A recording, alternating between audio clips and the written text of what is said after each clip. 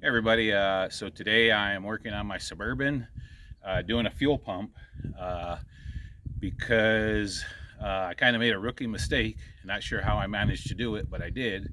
Um, Typically, every vehicle I buy, I've never bought a brand new vehicle, so I buy a used car. One of the first things I do, besides changing the oil, so if it's not running really great, I'll do a tune up. But one of the things always on the top of my list is to do a fuel filter. And I'm a pretty firm believer that if you do your fuel filters pretty often, you're almost never going to have to do a fuel pump. And to be honest, like my Toyota, my Nissan, a couple of my truck, I've never had to do a fuel pump on any of them. And I do my fuel filters normally never more than about 50,000 miles on a fuel filter. And I just picked that number because I've had previously known other people that they bought a brand new car and they were actually able to drive right up to about 100,000 miles without ever, they were just ignoring the fact that they needed to change a fuel filter. And then the fuel filter's plugged up around 100,000 miles. So I figured, well, if I do it at 50, I'm pretty safe. So anyways, I just realized when I bought this truck in 2012, so we're going on, well over 12 years. I think the odometer when I got it showed 77,000 miles or somewhere in the 70,000 miles. It's actually on 33,000 miles. It's rolled over. So that's 60,000 miles, but I have no idea when the filter was done prior to me owning it. So it was giving me some weird symptoms. I really didn't think the fuel pump was going out. So one of the first things I did is like, well, I'll do a filter, and it was completely plugged. Anyways, right after doing the filter, it seemed to run okay for a couple of days. Well, then it started giving me some weird symptoms. So anyways, it finally gave out. So I had about 20 gallons of gas in it. So I used one of these little filters.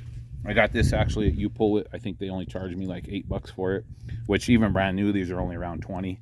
But there's these little diaphragm style. It's got a part number there. I think I remember Googling that, but I put me a little arrow so I remember which directions in and out, because I don't know if it's marked. Oh yeah, it's marked there, out, and it's got the negative. And then I went ahead and marked this little connector with the positive, and I thought I had a pigtail that plugged into that, and I looked around. I'm sure I do somewhere, but I looked around, but all I found was another one of the wrong side. So what I ended up doing was just using little alligator clips, and you got to be careful so you don't short them out and touch them to each other, but there's just enough room you can kind of squeeze them and get them in there.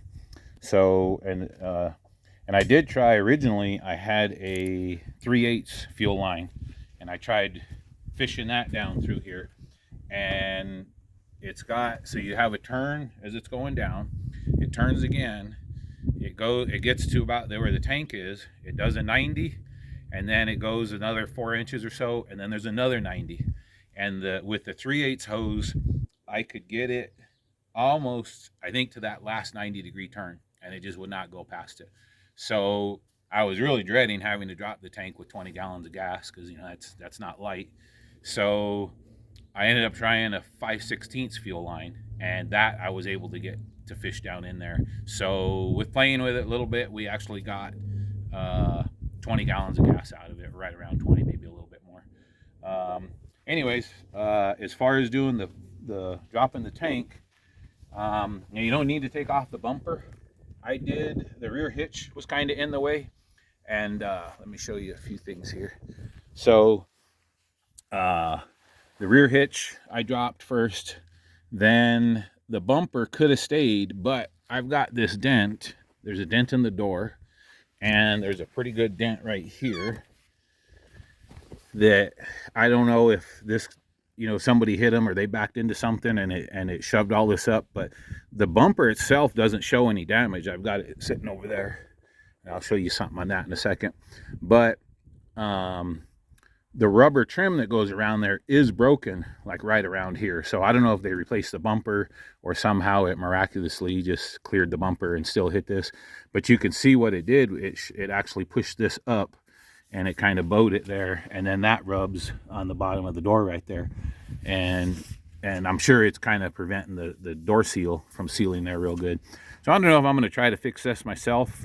I may kind of give it a shot. I may go ask a couple of body shops what they would charge me to pull this back out, But anyways, the reason I kind of, besides attacking that or trying to address that, a couple of times climbing back and forth underneath to do the pump, get the tank loose, I got my knee pretty good a couple times on this little plate. So it was only 8 bolts to take this off. So that's when I just said, you know what, after about the 3rd time of hitting my knee on that, I said, okay, I'm done with that, let's take it off, then we can see about fixing that dent.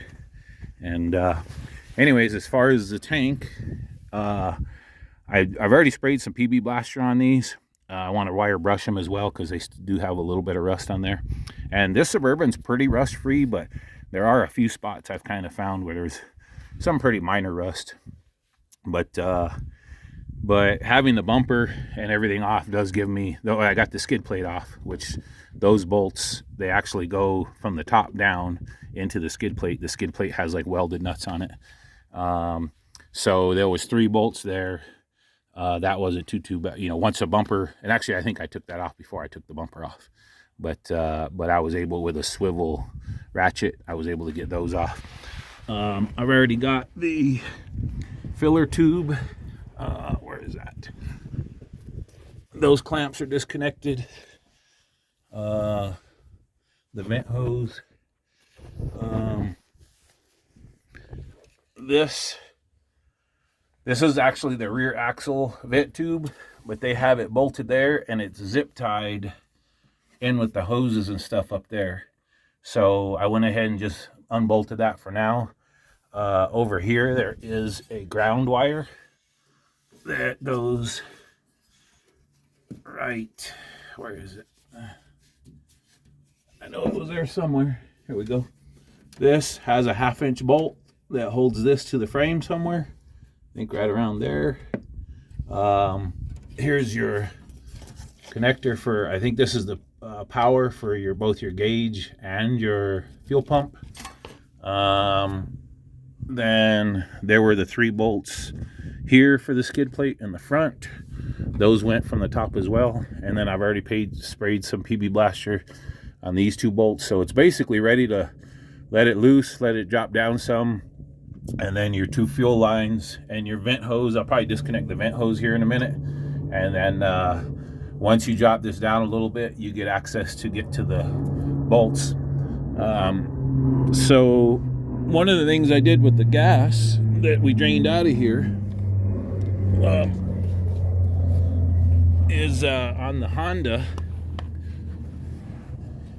We had drained, so the Honda sat for about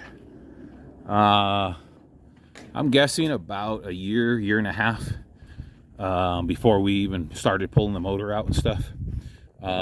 So in order to kind of, you know, we were worried about old gas and stuff being in there.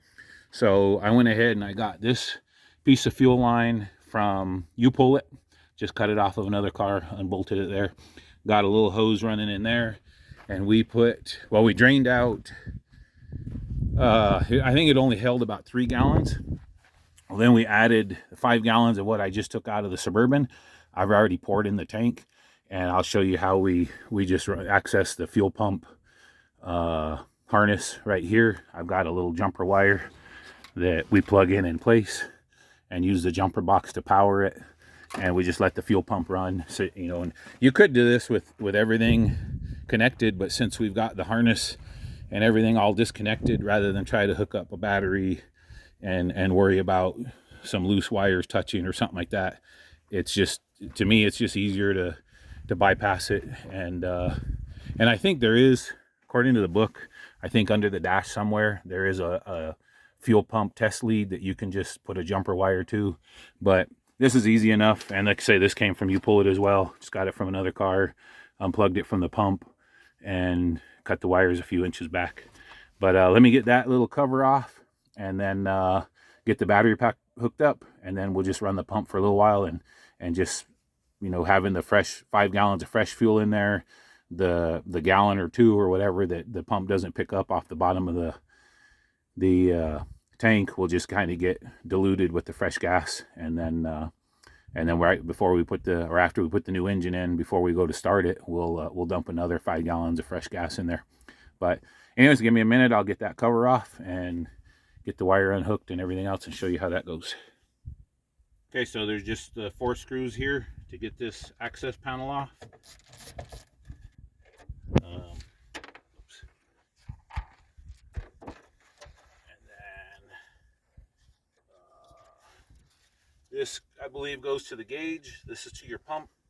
You just squeeze this little connector. That comes out, and it's identical to the one we got.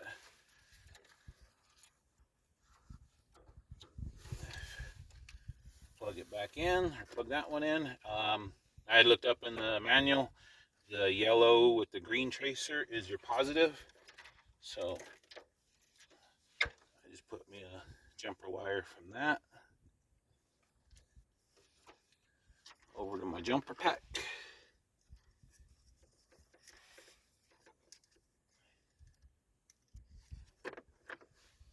And then the negative to the black. And then you want to make sure those don't touch each other, so just whatever you can do to keep them apart. Sometimes I'll get a rag, put a rag or something in between there, but if it's something like this, I'll just kind of try to keep them away from each other. Then what's nice about, you can use like a motorcycle battery or anything else, but I like the jumper pack because you can just turn it on, and I don't know if you can hear it, but the fuel pump's running. But we'll go look under the hood and we'll see the fuel running over there.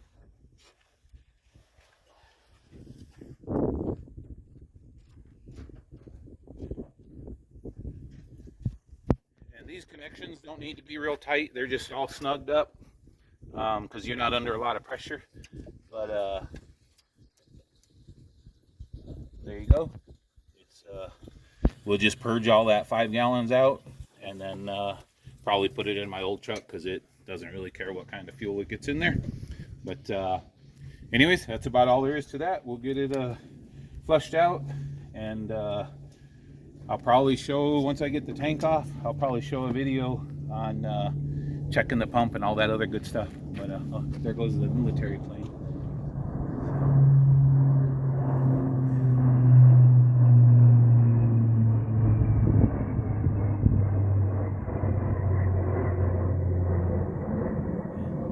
Cool. Sometimes they fly even lower than that. It's pretty neat. I've always, since I've lived here, all those military planes, they do their maneuvers and stuff around here. So, but anyways, that's what I'm doing. So, thanks for watching, and I'll let you guys know what's going on in the next one.